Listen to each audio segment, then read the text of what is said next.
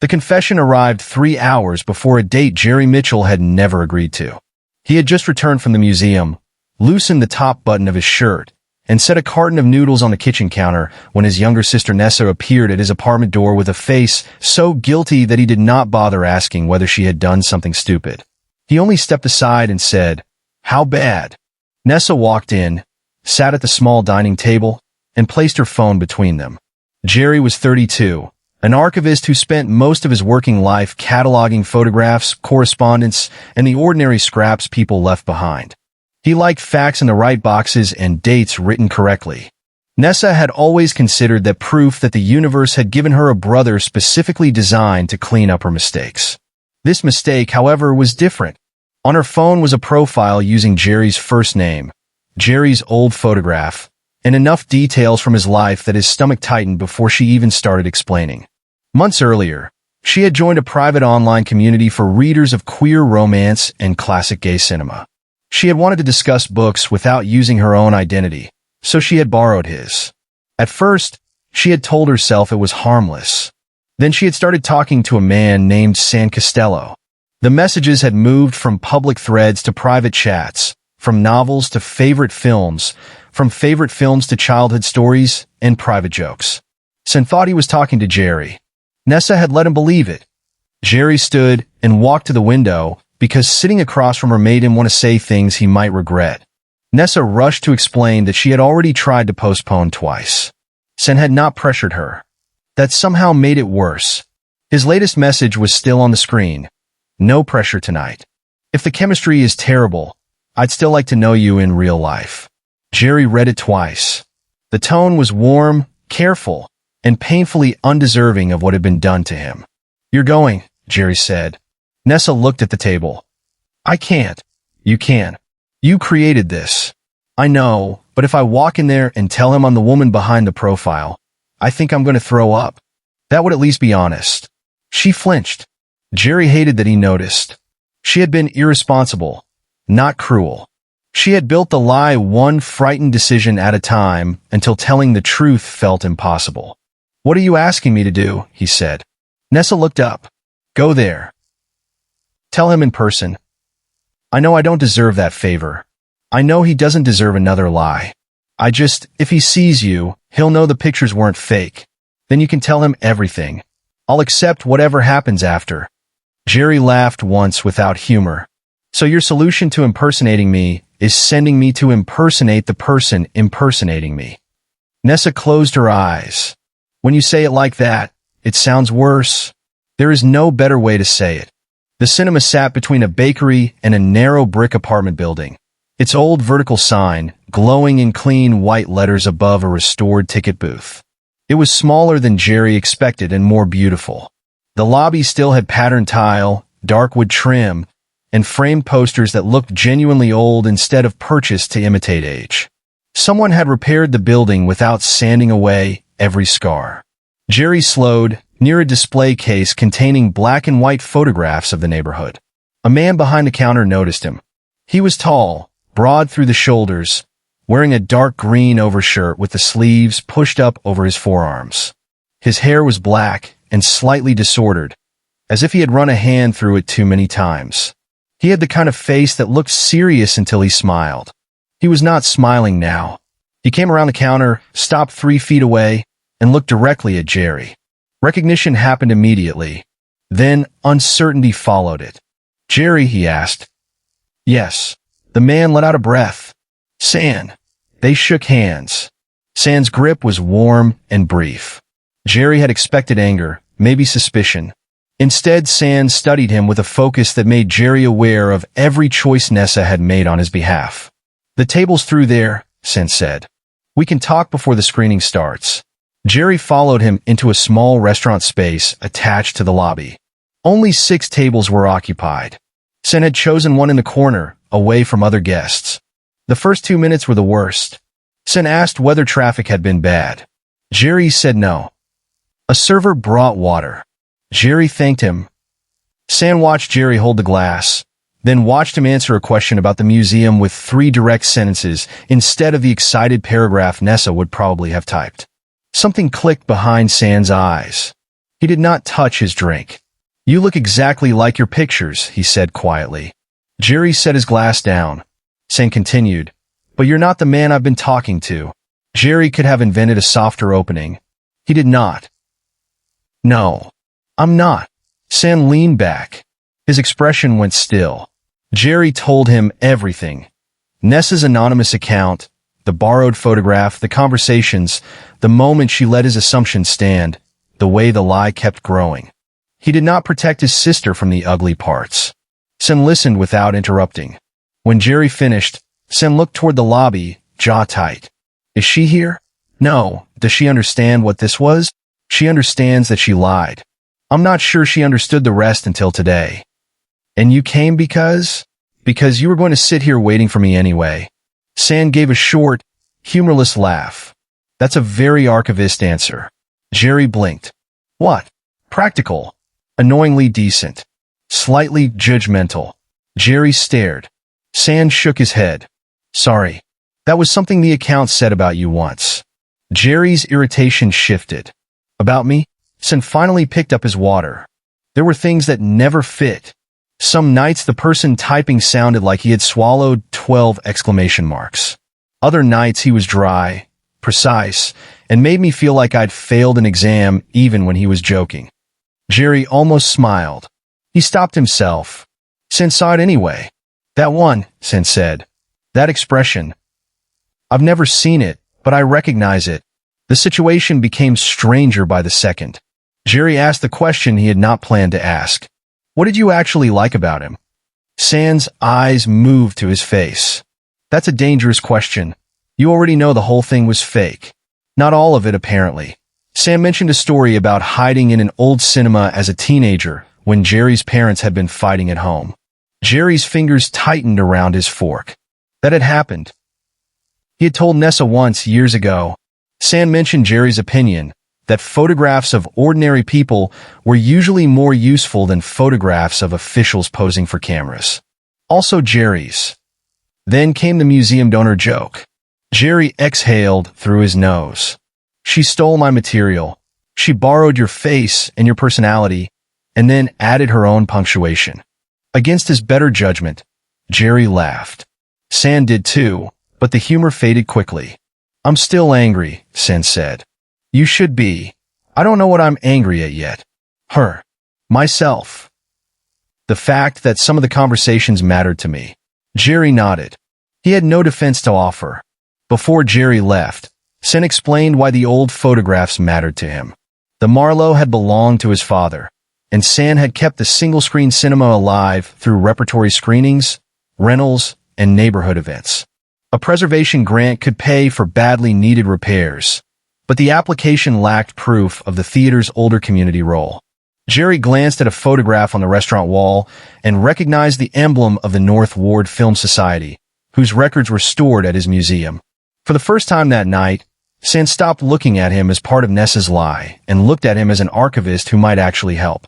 Jerry gave him the collection name and box number, then made it clear that helping with the archive did not erase what had happened. He left 20 minutes later. Sen walked him to the front doors. Neither man pretended the evening had gone well. I'll have Nessa contact you tomorrow, Jerry said. She owes you the apology herself. Sen nodded. Jerry stepped outside, then turned back. For what it's worth, I'm sorry too. You didn't do it. No. But my face was involved. That earned a real smile. Jerry hated how good it looked on him. He went home, changed into sweatpants, and discovered Nessa had sent 6 messages asking whether Sen had killed him. Jerry replied with a single sentence. He was nicer than you deserved. Then he opened the museum catalog on his laptop. Box 17 of the North Ward Film Society collection contained venue correspondence from 1971 to 1984. He stared at the entry for several seconds before taking out his phone. Sen's number was in the confirmation email Nessa had forwarded. Jerry typed, "For the record, this is actually me. North Ward Film Society Collection, Box 17. Ask for venue correspondence." He almost added good luck, deleted it, then added, "And don't touch anything without clean hands." The reply came less than a minute later. "I was going to wear barbecue gloves." Jerry looked at the screen. A second message appeared. Too soon? Jerry typed back. Much. Then, after a pause, Tuesday at 5. I'll show you the box myself. Tuesday became Thursday, then the following Monday. Jerry had expected to help Sin once, maybe twice. Instead, box 17 led to box 22, which led to a group of photographs filed under a theater spelling error, which led to a reference to a storage room in the Marlowe that San insisted did not exist. Their first week of working together stayed professional. Jerry met him at the museum reading room and explained the handling rules. San listened carefully for 3 minutes, then reached toward a photograph before Jerry had finished. Jerry caught his wrist. Gloves for the negatives. Clean, dry hands for the prints. And support the corners. San looked down at Jerry's fingers around his wrist, then back at his face. You sound exactly like the profile when you're annoyed. Jerry released him immediately. Do not compare me to that account. Right. Sorry. San's apology was instant, not defensive. Jerry nodded and moved on. 10 minutes later, San leaned too close over a contact sheet, and their shoulders touched. Neither apologized for that. They spent 2 hours identifying recurring names in programs and photographs. When San found his father's handwriting on a margin note, his expression softened so quickly Jerry pretended to be reading something else. The professional distance became harder to maintain at the Marlowe. San was good with the building in a way Jerry respected. He knew which floorboard squeaked in the upper hallway, how to coax the ancient projector into behaving, which seat in the 4th row had a loose armrest, and which pipe made a knocking sound whenever the upstairs tenant used hot water. He did not treat the theater like a shrine. He repaired it, cursed at it, and occasionally threatened to sell it to a dentist whenever the boiler failed. One evening, Jerry arrived to find Sin balanced halfway up a ladder replacing a letter on the marquee. That ladder is older than I am, Jerry called. It's younger than the building. That is not a safety standard. Sin looked down. Are archivists issued opinions on occupational hazards? Only when theater owners behave like idiots. Sin grinned. There he is. Jerry pointed at the ladder. Get down before I become a witness.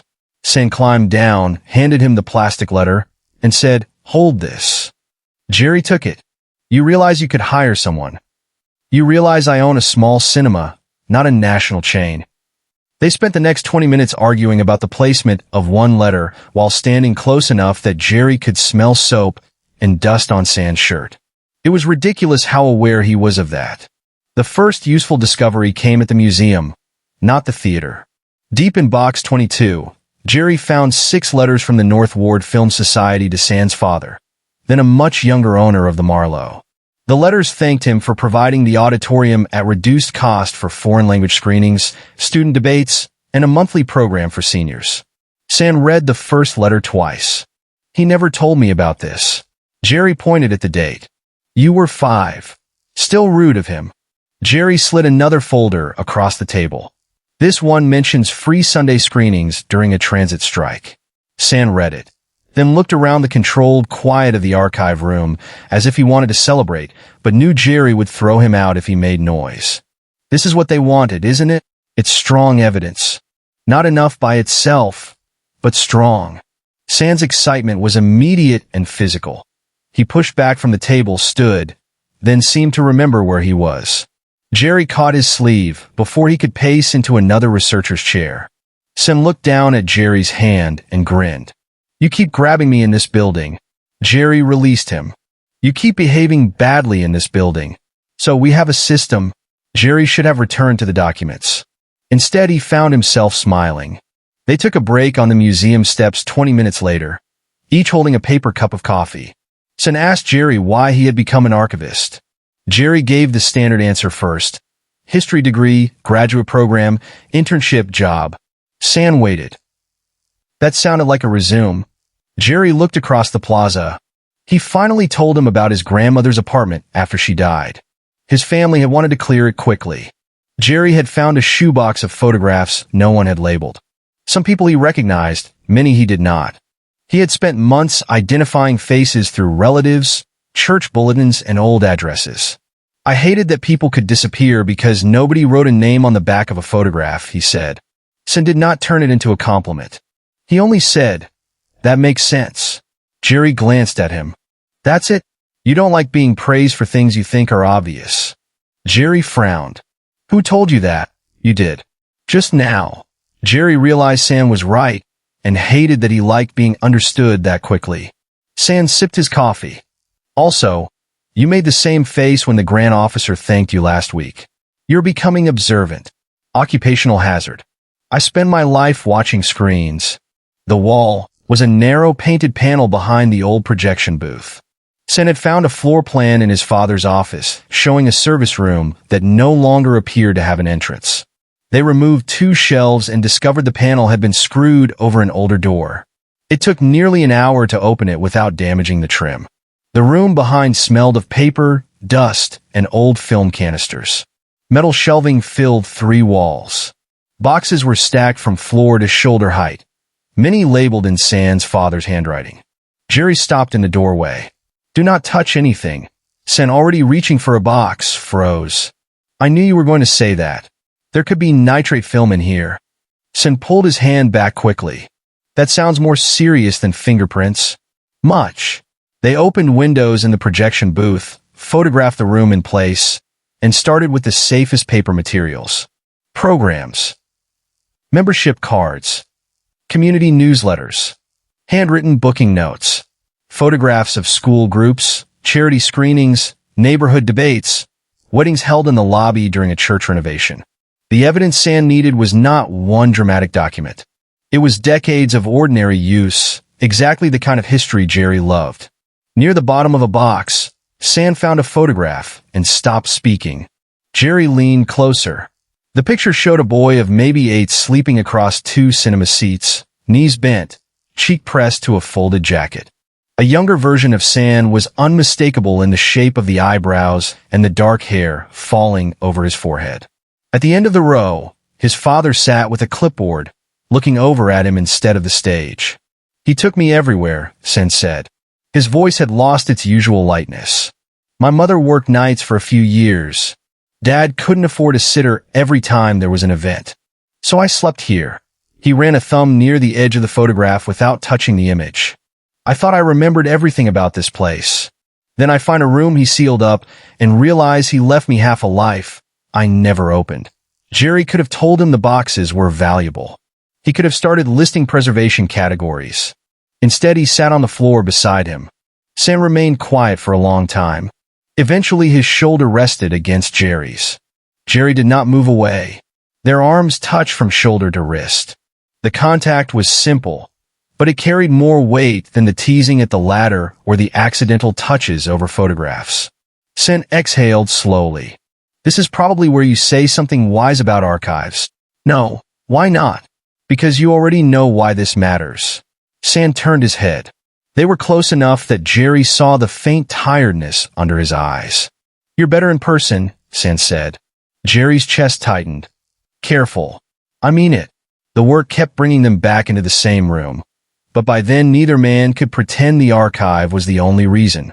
San stopped asking about the old account and started asking Jerry questions no one else had answered for him. Jerry did the same. Their teasing became easier, the pauses between them more charged.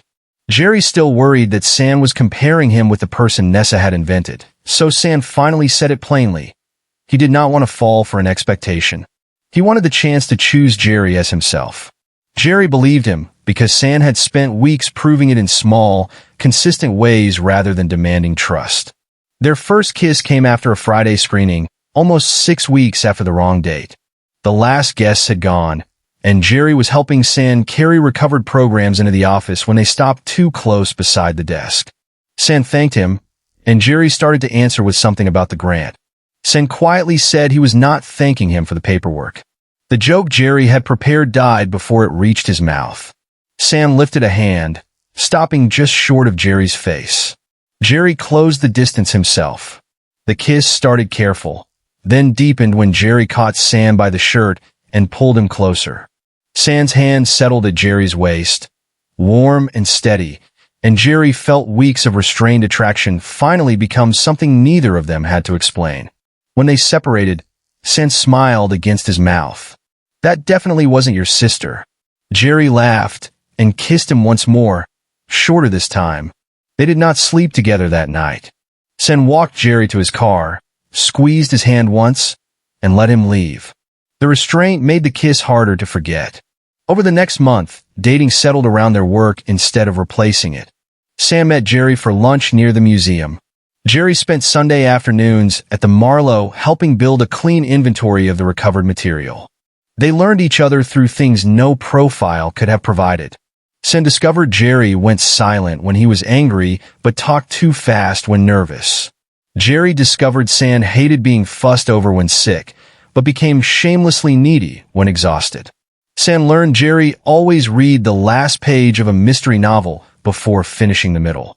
Jerry learned San had a habit of checking every locked door twice before leaving the cinema. The details accumulated without ceremony. That was what made them intimate before they ever undressed.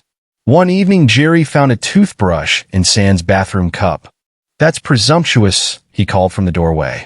San, cooking in the kitchen, answered, "You've slept here on the sofa twice because you were too tired to drive." "I did not sleep. I rested my eyes. My father used the same lie." Jerry kept the toothbrush. The preservation project moved forward at the same pace. Jerry helped identify which documents supported the application and which belonged in a separate local history collection. San contacted former members of the Film Society and invited them to a small weekend screening built around recovered footage. A local culture reporter named Mara Lowell requested an interview about the restoration. San agreed because publicity could help the fundraising gap the grant would not cover. The interview itself was straightforward: building history, community use, the newly discovered archive room. Jerry stayed out of it. He did not want to become part of the campaign. 2 days later, Mara emailed San a follow-up question that changed the mood completely. Someone in the film community had sent her screenshots from the old account. The profile photograph was clearly Jerry. The old posts included comments to San. Mara wanted to know whether the theater restoration had also produced an unexpected online romance. San called Jerry before answering her. Jerry sat at his desk in the museum office, reading the forwarded message while heat climbed his neck. "How did she get this?" "I don't know." The account was deleted. Screenshots don't delete. Jerry closed his eyes. Once again, pieces of his life were in someone else's hands. He did not blame San, but that did not make the feeling disappear. The article draft Mara sent the next morning was worse than he expected. She had not written anything cruel. That almost made it more irritating. The headline framed the story as charming fate. Cinema owner falls for the real man behind a fake dating profile. The body implied San had already fallen for Jerry online and only needed the real man to walk through the door. Jerry read the sentence 3 times. It erased every careful choice they had made afterward. It turned Nessa's deception into a cute opening act and reduced weeks of work, doubt, attraction, and honesty into destiny. San came to Jerry's apartment that evening. "I told her not to publish anything about us," he said before taking off his coat. "She says she can remove the personal section and keep the restoration piece." Jerry nodded. "Good." San waited. "That's all." Jerry rubbed a hand over his face. "I'm trying not to make this your problem." "It is my problem." "No. The account existed before you knew. The article is about both of us." Jerry looked at him. "Do you ever think about it that way?" "What way?" "That you liked me before you met me." San's expression tightened. "I liked conversations. Some of them were yours. Some weren't. That isn't an answer. It's the only honest one." Jerry walked toward the kitchen, then stopped because he recognized the old reflex.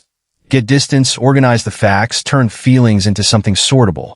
San did not follow immediately. "I need to know that if that account had never existed, you still could have wanted me," Jerry said. San leaned against the wall. "I can't prove an alternate life." "I know. But I can tell you the account is not why I know you hate cinnamon and coffee, why I know you pretend you don't get nervous before speaking to donors, why I know you leave every cabinet open when you cook, or why I know you get quiet when something matters too much." Jerry's eyes lifted. San continued, "Your sister got you through my door. Everything after that was you." Jerry looked at the floor. "And everything after that was your choice." "Exactly. It helped. It did not fix everything instantly." Jerry asked for a day or two without turning it into a breakup. Sen accepted that. Before leaving, he put the apartment key Jerry had given him on the table. Jerry frowned. Why are you doing that? Because you asked for space. I don't want to assume which kind. Jerry picked up the key and pushed it back toward him. I didn't ask you to disappear. Sen's shoulders loosened. Good. The next afternoon, the museum's community program coordinator stopped Jerry near the staff elevator. She had been helping Sen with grant language and casually mentioned that a small sponsor wanted to use the online love story angle for a fundraising campaign. Sen turned them down, she said. Probably the right call, although it would have brought attention. Jerry stopped. He did. Immediately. Said the restoration could stand on its own. Sen had not told him because using the decision as evidence would have ruined the point. Jerry went to the Marlowe after work. Sen was replacing bulbs in the lobby display case and did not greet him with a prepared speech. Jerry handed him a screwdriver and helped in silence until Sen finally said, Mara removed us from the piece. She kept the archive story. Good. The sponsor is annoyed. Also good. Sen glanced at him. You're enjoying that part. A little. When the glass panel was secure, Sen added, I didn't turn down the campaign to prove something to you. I turned it down because I hated the way they described us. It made you sound like a prize delivered by a mistake. Jerry's throat tightened. And you're not a man I was tricked into loving. Sen nodded. Jerry straightened the collar of Sen's shirt, then said, We're okay. Sen exhaled. Good. Because I already ordered too much food. They ate in the back row, while volunteers tested recovered footage. Jerry apologized for letting fear make him question months of evidence. Sen told him fear was allowed. Jerry told him not to become reasonable because it was unattractive. Their hands found each other between the seats and stayed there. The weekend screening became the first time the recovered archive felt alive instead of rescued. Former Film Society members brought spouses, children, and stories that did not exist in any catalog. Sen moved through the crowd checking tickets, answering questions, calming a volunteer whose microphone stopped working, and finding a chair for an older guest without making her feel helpless. He knew half the audience by name. A retired teacher recognized herself in a photograph from 1978 and grabbed Jerry's hand when Sen introduced him as the man who found half our missing history. Jerry corrected him immediately. The archive found it. I just opened the boxes. Sen told the teacher he does this. Don't encourage him. Two brothers argued loudly about which one had broken a projector during a student festival. The grant officer attended for an hour and left with copies of the new documentation. Jerry had spent weeks learning the history of the Marlowe through paper, but that night he understood why the building was worth saving in the present. Sen did not preserve it because he was trapped by his father's memory. He preserved it because people still used it. After the last guest left, Sen locked the doors and returned to find Jerry standing alone at the front of the auditorium. You look serious, Sen said. I'm trying something new. Should I be afraid? Jerry turned. I love you. Sen stopped in the aisle. Jerry continued before he could lose his nerve. I was going to wait for a better moment, but apparently I'm bad at those. Sen came closer. That was the better moment. You haven't said it back. I'm enjoying watching you suffer for 3 seconds. Jerry stared at him. Sen's smile softened. I love you too. They went upstairs to Sen's apartment after midnight. There was no argument left to fix and no fake version of Jerry standing between them anymore. Sen kissed him slowly, checking his face whenever the pace changed, and Jerry answered by pulling him closer instead of stepping back. Clothes were discarded without hurry, with nervous laughter cutting through the tension once or twice. What followed was private, heated, and unmistakably mutual, but more important to Jerry was the certainty underneath it. Sen knew exactly who he was touching, and Jerry was there because he had chosen to be. Later they stayed close in a quiet bedroom. Sen asked whether Jerry regretted walking into the Marlowe that first night. Jerry turned his head toward him. Ask me again when I'm wearing pants. Sen laughed. After a few seconds, Jerry added, No. Want the full version? It includes the uncensored 18+ scene, extended chemistry, extra relationship moments, and story details cut from YouTube. Watch it on Patreon, link in the description. 3 months later, the Marlowe received final approval for the preservation grant. Sen called Jerry from the lobby at 8 in the morning and shouted loudly enough that Jerry had to hold the phone away from his ear. "You understand I'm at work," Jerry said. "You understand we got it. You got it. We got it." Jerry looked around his empty office, then smiled. "Fine. We got it."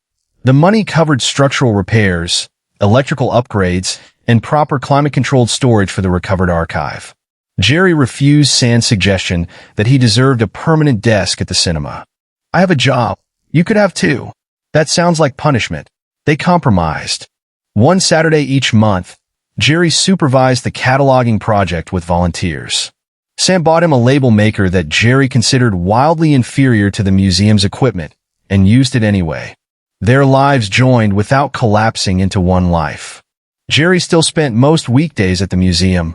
San still worked late screenings and complained about distributors. They slept at each other's apartments often enough that both had spare clothes in both places. No one made a formal announcement about it. Nessa gave them space for most of those months. She apologized to San by email first, then asked Jerry whether she could do it in person when he thought the timing was right. Jerry waited until the reopening weekend. He did not want forgiveness to be another event she controlled.